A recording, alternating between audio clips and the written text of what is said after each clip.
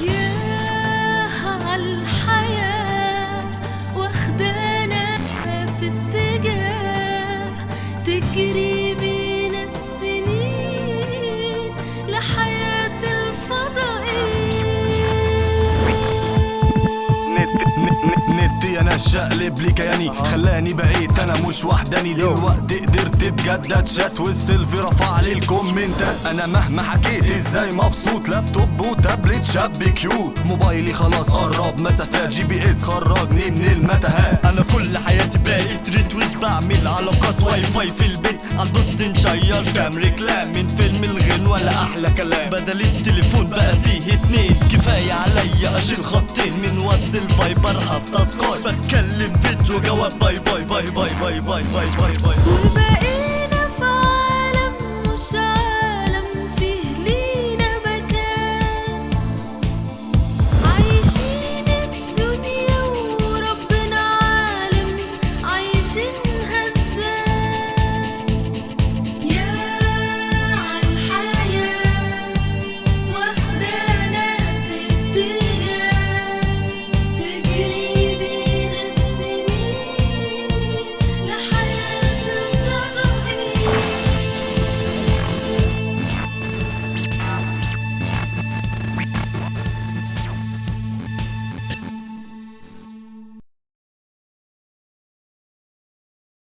بس يا بنتي يا ربي ما بتحلليش شعري. اتعد لي، هو انا زي منطق؟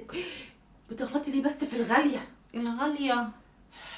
صدقي يا بنتي يا روبي، انا النت خلاص ما بقاش يفرق معايا. يا سلام. يعني النت اذا رجع انت مش هتستخدميه؟ هستخدمه يعني بس يا وش يا وش. ده اللي هو ايه ده يعني يا وش يا وش؟ يعني اللي هو 6 7 18 ساعه كده يعني في اليوم. 18 ساعه يا وش يا وش والنت ما بقاش فارق معاكي؟ وباقي اليوم طبعا هتقضي في النوم. لا يا بنتي باقي اليوم مش هنام ولا حاجه، في عندنا بقى برامج مدبلجه وفضائيات وحاجات كده بقى يعني. وحضرتك بقى هتعملي ايه؟ لا طبعا انا برضو هستخدمه 18 ساعه. ما انا كنت هبله وعبيطه لما انا قلت 18 ساعه. طب وبقيت اليوم؟ طبعا مش هستخدمه في اللي انت بتستخدميه. انا هندي شويه بس الاكتر طبعا برامج الفاشن والموضه. هاني ده ما يتفوتش. بس برامج بقى الفاشن والموضه دي ماليش فيها اصلا. طبعا ما انت جاهله وما بتفهميش لا في الفاشن ولا في الموضه. انا جاهله ما بفهمش. الله يرحم يوم النور ما اتقطع، جيتي علينا شبه امنا الغوله. لا يا ده ميزو، ما نفسكش تبقى ممثل؟ نفسي ابقى ممثل تركي كبير قوي. يا لذيذ. كمان حددت الجنسيه، يعني ما اكتفتش بممثل بس كده. طبعا عايز ابقى زي مهند كده، ولا الراجل ده بتاع حريم السلطان حسن. السلطان حسن؟ انت ممكن تبقى زي السلطان حسن اللي في مصر القديمه. انت عارف انا ايه اللي بيضايقني بقى في المسلسلات دي؟ ان البنت عندنا دلوقتي ما بتتكسفش تقول لخطيبها ان هي بتحب مهند. لكن بقى لو جت مثلا سيره مثلا مروان وقلت له انا بحب مروان، ولا حتى نطقت اسمه، لا ايه مين مروان ده يا هانم؟ وتبص لمروان ليه وانا معاكي؟ هو انا مش مالي عينيكي؟ ويفتح عليها طاقه جهنم. لا واحنا بقى ساعه الممثلين التركي دول نسمع الكلام ده وما ننطقش ولا كلمه ولا بيحسوا. يا جماعه انا ما بتكلمش على الشكل، انا بتكلم على الشهره. وانت هتعوز الشبه في ايه؟ ما انت ابيضاني وشعرك اصفر وضربه في الخلاط وعينيك معرفش لونها ايه. يا ابني تخيل كده انت ماشي في الشارع ومعروف والناس عماله تشاور عليك وتتصور معاك وانت تعمل السيلفي ده بتاع البوز البطه اللي هو تعمل كده. يا عم بوز بطه ايه وبوز وزه ايه؟ يعني دلوقتي يا ميزو مثلا احنا في قعدتنا دي لو دخل علينا من باب الكافيه دلوقتي طلعت زكريا ومهند، بتتصور مع مين؟ طلعت زكريا طبعا. ده انت مش بعيد تلاقي طلعت زكريا نفسه راح يتصور مع مهند. ايوه يا ابني الشكل بيفرق قوي في الحاجات اللي زي دي. لا ده تيفا، ما تحسش كده ان انا فيا شبه من شاروخان؟ نعم، ده على اساس ان انت مروان وهو شاروخان تبقوا خلاص شبه بعض. لا يا ابني انا اصلا فيا عرق هندي. لا انت فيك عرق النسا يا مروان.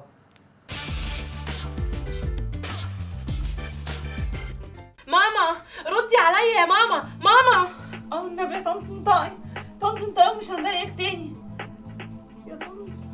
هو فين ميزو؟ معرفش، استني كده هندهله. عمرو يا عمرو رد عليا يا عمرو. نعمين. المفروض بقى احنا اللي نتصل بجوجل، مش جوجل هو اللي يتصل بينا. يا عمرو هو فين ميزو بس؟ لا مش عندي. ما تعملي عليه سيرش في الكافيه. ثم انت عايزاه ليه اصلا؟ يا عمرو ماما تعبانه قوي يا عمرو. ايه؟ عيش عيانه؟ طب انت من عندك بقى كلميه وشوفيه موجود في الكافيه ولا لا، وانا جاي لك حالا. ماشي؟ ميزو يا ميزو. روز عامله صداع ليه؟ انت فين بس يا ميزو؟ احنا قلبين عليك الدنيا. تلاقيكي مش لاقيه المانيكير بتاعك وبتساليني عليه. يا ميزو ماما تعبانه قوي يا ميزو، هات دكتور وتعالى بسرعه. ايه؟ انا جاي بسرعه. طب استنى، ايه اللي بيحصل ميزو؟ جاي معاك. يا ماما يا ماما ماما.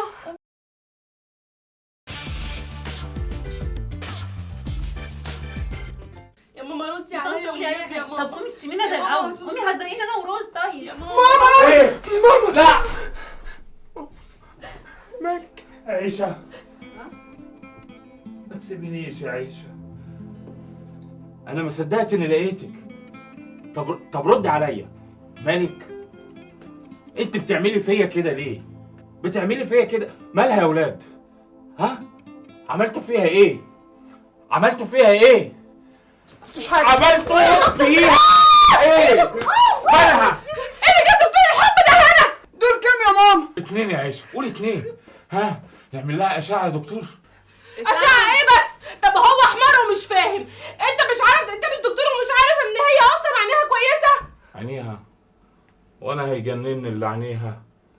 طب مالها طيب؟ فيها ايه؟ والله يا دكتور ما نعرف، احنا قمنا من النوم لقيناها كده ما بتتكلمش وما بتردش على حد، لو عاوزه حاجه بتشاور لنا. يا دكتور ما هي مريضه نفسيه قصادك اهو، مش ده اختصاصك؟ اختصاصي ايه يا ابني؟ انتوا كلكم كده مرضى نفسيين. في ايه؟ انا مش معالجك قبل كده. يلا هي ارزاق، خلي مستشفى ابو العزايم تكسب. مين هيطبطب علينا بعدك يا عشعش؟ اللي ما في السعد يا ام السعد. ايه؟ اروح اجيب دكتور تاني ولا ايه؟ يا ابني يا جماعه حد عمل لها حاجه؟ هي ده حاجه يا جماعه. يا جماعه اسمعوني حرام عليكم. ميزو، الموضوع ده زي موضوعك، فاكر؟ نفس الموضوع، وده لو دل على شيء يا بابا يدل على ان في عرق في عيلتكم لاسع. طب خد بالك بقى لو العرق ده يلسع في وشك تلاقي نفسك مقضي الويك اند في الدمرداش. اهدى بس يا ميزو. يا دكتور اللي انت بتقوله ده ملوش اي اساس من الصحه اصلا. ماما اصلا ما بتحبش الانترنت. مش مهم انترنت يا جماعه، في حاجه مهمه جدا في حياتها اختفت. ايه هي؟ ايه يعني؟ ايه هي؟ استنوا الطبخ. يا عم دي لسه حرقه صينيه البطاطس ال 525 في حياتها. ايه ده؟ هي عيشه ما بتعرفش تطبخ؟ لسه بنطلب دليفري. خساره، حلو ما بيتملش. بنتي يا روز، هي ماما لسه بتشتمك وتهزاك زي الاول؟ على يدك يا اختي. طبعا. يا جماعه انتوا بتهرجوا. الست اللي جوه ديت لو جرى لها حاجه ذنبها في رقبتكم. يا جماعه احنا المفروض نفكر في اي حاجه تسعدها، يعني نخرجها مثلا، نعمل لها عيد ميلاد. صح ايوه صح. فكره حلوه. يا جماعه ماما ما بتحبش الخروج ولا بتحب عيد الميلاد عشان ما بتحبش تنظف البيت بعديه. وبعدين؟ ايوه. ايه؟ ايوه. ماما كانت متضايقه عشان ما شافتش اخر 150 حلقه في العشق المفروم.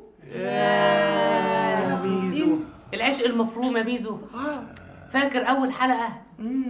كنت لسه انت صغير يا ايام الاعداديه والشقاوه. يا جماعه انتوا رجعتوني كتير قوي. انا فاكر يوم اول حلقه دي ابويا كان مصمم يتفرج على ماتش مصر وهولندا بتاع كاس العالم على القناه الاولى. يا ولادي ليه؟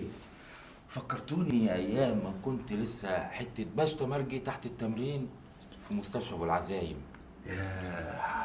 يا فكرتوني ايام زمان لما كان عندي شعر. ياه على ألبوم الذكريات اللي انتوا فاتحينه. ما تخلوش الست اللي جوه. صح. واضح كده اللي هي كتمت كل مشاعرها في اللاوعي الداخلي المنبسط من الوجدان الخارجي لحد ما خرج في شكل مرض نفسي. يعني هنعمل ايه دلوقتي؟ نجيب لها مسلسل العشق المفروم. والله لا منين مسلسل العشق المفروض؟ ثم ده كان عرض اول، يعني مستحيل نلاقيه دلوقتي على القنوات الارضيه. يا جماعه استنوا، احنا ممكن نعرضه لها اونلاين. نعرضه لها اونلاين، هنقلب البيت دوت مسرح ونجيب ممثلين ونعمل تمثيليه، اي كلام. لا لا لا، ده عبقري. احنا هنروح تركيا نستورد الممثلين يجوا يمثلوا هنا عشان طن. طب ليه؟ احنا نودي ماما تركيا. ده أفضل. لا اكيد ما اقصدش ده كده يا اغبياء انتوا. انا قصدي فكره مجنونه. ايه؟ بس هي هتتنفذ. ايه ده؟ طن طن. عيش عدنان بك، ليش؟ شو سوت خاتون خانو؟ وليش تزوج سمر؟ سمر ما بدها اياك، سمر بدها مهند. مهند. نركز يا حضرات، نركز يا اساتذه، الموضوع مش سهل. عيشه، ركز معايا يا ميزو، عيشه مصيرها في ايدينا. عجباني قوي حاله التقمص اللي انت عايش فيها يا مروان، تحفه. المعايشه بتاعتك هايله يا تيفا، ملاش حل، والشنب هايل صراحه تحفه. بس تعالى لي كده سيكه. لا ارجعها تاني. هو ده. دكتور، الصوت بتاعنا ايه النظام؟ تمام. السماعات في كل حته؟ كل حته. ميزو، خش بالكلاك. ماشي. العشق المفروض حلقة 723 أول مرة. تركيز يا حضرات. 3 2 1 اكشن. اسمع سلمان، اسمع منيح لكلامي.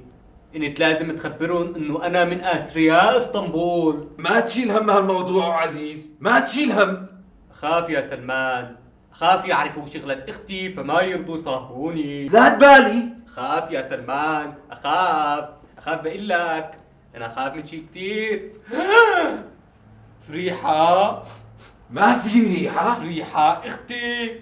ما رح تاخذني معك في هاليوم يا عزيز؟ وكيف رح اخذك معي وانت بهالهيئة وانا بهالاناقة؟ وشو رح تقول لأهل خطيبتك عن أهلك وعن حالتهم المادية؟ شو رح تقول؟ خبرني. من شان هيك رح كون انا مع عزيز فريحة. انت ما تصير تظهري بالصورة، اتعرينا. خبرها يا سلمان، خبرها عن مين رح صاهر وعن اهلها. اختك ما تعرف هدول الناس عزيز، هدول من اعالي الام فريحة. وانت رح تفكر اني بكون حزينة مثل هاليوم، يوم عزيز اخي ما يساهر عيلة الام. رح ادعي لك في صلاتي ان ربي يكون معك في هاليوم. من قلبك فريحة. ان شاء الله من عيون فريحة. برضو ما رح تحضري عرسي يا فريحة. كات. هايل يا اساتذه، شو بدك مني؟ تركني. خرجني برا هالموضوع.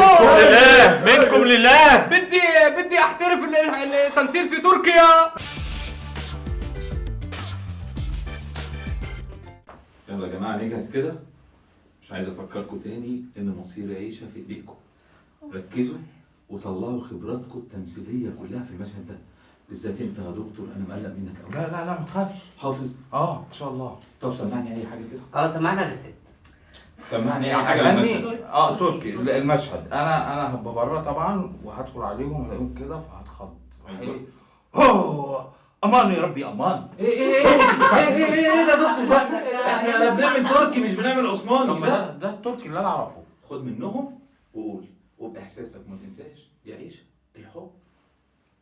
يلا اوت اوف كادر دكتور، اوت اوف كادر. انا مروح. مروح إيه؟ يا دكتور اوت اوف كادر، اقف هنا ومع الكيو بتاعك خش لي. هتخش لي هنا اهو.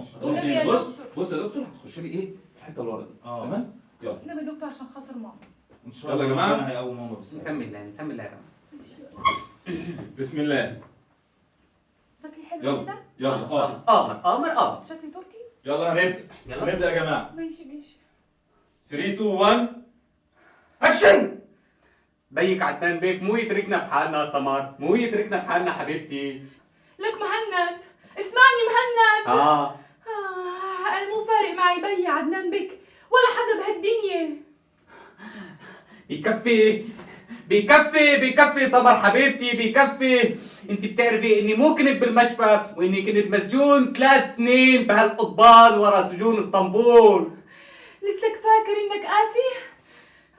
وهالطيبة بهالعيون تقبرني ان شاء الله. بكفي سمر، بكفي حبيبتي. لا عدنان بيك اذا اجيتوا خبريه باللي بناتنا رح يسفرني مصر اشحت بحارات شبرا. لهسه لسك مو فاهمان اني بحبك وبحبك بأي اشي بهالدنيا. لهسه كانت راسي بتوقع من فوق كتافي. تركيني سمر. بقول لك عدنان مو هيسيبنا. عدنان بيك مو هيسيبنا. اكمشي الزهريه اكمشيها. مثل ما خبرتك عدنان بيك عم يتفقوا مع بعضهم لكي يهتروا مع بعض. إلك ولد انت مو انسان طيب، انت انسان خسيس حقير. بيي مهند ما فعل شي، مهند طيب كتير. بنتي من الاول وانا خابر انه انسان مو طيب، هو يلعب باحاسيسك ويتلاعب بك، هو طمعان في المصاري. عمي من 5 دقايق اجي كنت بترجاها تتركني لحالي وتروح، لكن هي امشاني بقوه. امشاني اتركيني. يا الله على هالزلمه باع لبناتكم في لحظه. يو لك ولي شو هالادمي؟ ادم سيس خرسيس برسيس سوس عرق سوس خشب سوس. اسمع مهند، انا ممكن راح اوافق على هالزيجه، لكن الي شرط. الله دخيلك يا الله عدنان بيك، عم توافق على هذه الخطبه بهالسهوله؟ تقبرني وتتركها بحالي لاخر ضيب حياتي. تقبرني. اسمع مهند، عشان راح اوافق على هالزيجه اريد منك انك توافق على زواجي بختون سيدو هانم. كنت اعلم نواياك السوداء عدنان بيك، كنت اعلم، لكن والله ما بنولها لك. مهند ارجوك ابني وافق على هذه الزيجه. يا الله هالشايب بيتوسل ويترجاني. توسل اكثر عدنان بيك. ارجوك مهند توسل اكثر. اتزوج من ختون هانم. مهند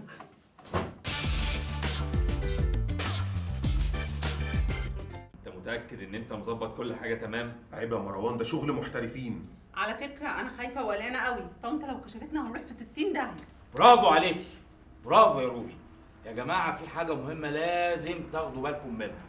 احنا زي ما عرفنا نعالج ميزو من حالته بالاسلاك والسماعات وحسسناه ان الحياه طبيعيه، كذلك بنستخدم نفس الاسلوب ونفس الحيز والفكر المنطقي اللولبي. فعيشه لازم ان شاء الله الفكره تنفع معاها، لكن الاختراع ده هيتكتب باسمي. علاج الامراض النفسيه بالخدع السينمائيه، حاجه ما حصلتش. عيشه ذكيه، خلوا بالكم من شغلكم. تعالي يا ماما اتفرجي على المسلسل. الحمد لله على السلامه. يلا جايبين مسلسلات فكريه. يا ميزو ماشي ما تقوم يا روس تعمل لنا شويه فشار كده. خلاص هشغل الفيديو، قصدي هشغل التلفزيون. هدول من اعالي الام فريحه. وانت رح تفكر اني بكون حزينه مثل هاليوم، يوم عزيز اخي ما طنط مسطره ادعي لك في صلاتي. الله بصي، ايه رايك بذمتك بقى في الواد سلمان ده؟ بصي قلبك فريحه. ده شبهك يا مروان. بس ايه رايك؟ ما بيعرفش يمثل اصلا. طب ايه رايك يا ماما في فريحه ولبس فريحه؟ يكفي مستقصدينها ليه؟ مع انها لابسه كويس. والله يا لا ماما مش قوي برضه يعني، فقيره. يا جماعه ما نكذبش عيش. اشحت بحارات في شكرا. الاخراج وفي الكادرات والزوايا. لا طنط قصدي ايه رايك في المسلسل وفي التركي؟ ايشي بالدنيا. ده المسلسل كانت راسي فوق من فوق كتافي. المسلسل تركيني. ايوه رجع على التلفزيون تاني. ايوه تيفا، انا مش شايف، نظري ضعيف. تعالوا اقعد كده مكاني يمكن اشوف من عندك هنا. ازيك يا مدام عيشه؟ المسلسل ايه ده؟ ده العشق المفروض. ما خبرتك عدنان بيك مين ده؟ مع بعضهم. ده عدنان بيك. عدنان العشمان. لك ولد انت مو انسان طيب. طب بصي سمر، ايه رايك في سمر؟ دي اغلب واحده فيهم. دي غلبانه. ايوه ما انت ما تعرفيش. لا اصل عدنان ده يبقى ابو مهند. مهند مين؟ مهند اللي بيحب سمر. وقال لابوه انا عايز اخطب سمر، قال له لا، الراجل منفسن الاثنين. تلاعب بيكي. فهو بيكرهها عشان كده. بقول لك يا بنت يا روز، ايه يا قومي هات لنا شويه لب وهات لنا كده طفرتين ثلاثه. قومي يا بنت. قومي يا روز، عيشة خفت يا جماعة. ألف مبروك يا عيشة. عيشة خفت، عيشة خفت، عيشة خفت، عيشة أمي خفت يا جماعة.